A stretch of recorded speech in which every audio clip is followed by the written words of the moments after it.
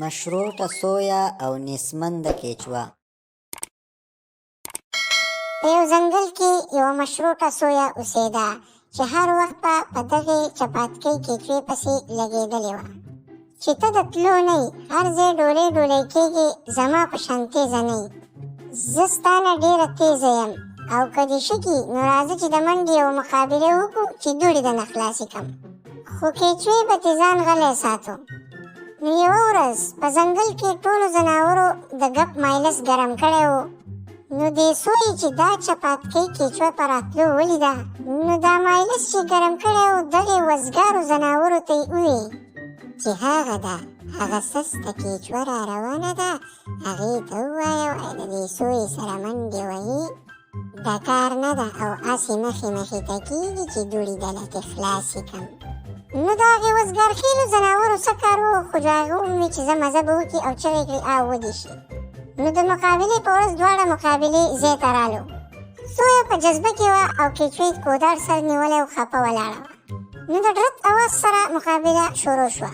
نو کودار سرې کیچوه داسې روانه وه لکه میږي چې شماري، او بل طرف ته سویې داسې منډه وهله لکه سړي باندې چې د 3 ورځو قیده سي او باتروم ته ځغلي، لکه په منډه دومره تیزه روانه وه.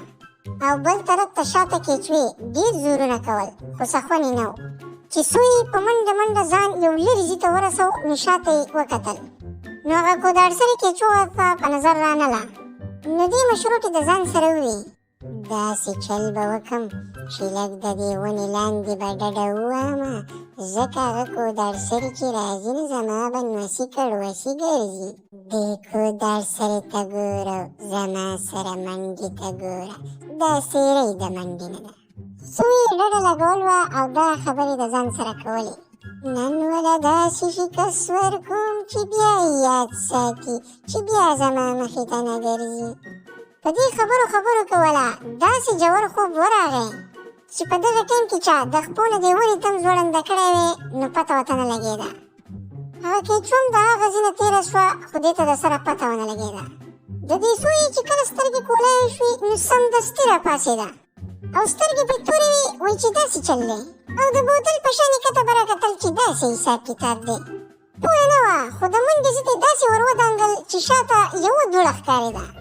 چې دا ټیپر سر یې سویه رسېده نو کیچوې ته ځان نه مینه کار کړی او ځان یې ځي ته رسولی و، او شاته سویې ډېرې ترپکې ووالې، خو سخون شخون یې نه و بیا.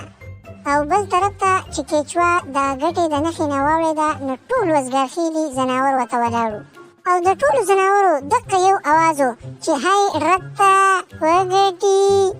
کیچوې په منډه کې د سویې نه لوګي خلاص کړه، او بل طرف ته سویا د ټیپر په شان یو سیټ ته ولاړه وه او ځان ته دا بدرت شروع کړي و چې مولا دې زما بیخ بنیاد وباسي، ما ته چا وی چې د دې شترمرغ سره مقابلې کوه د منډې په شرمونو وشرمېدلو.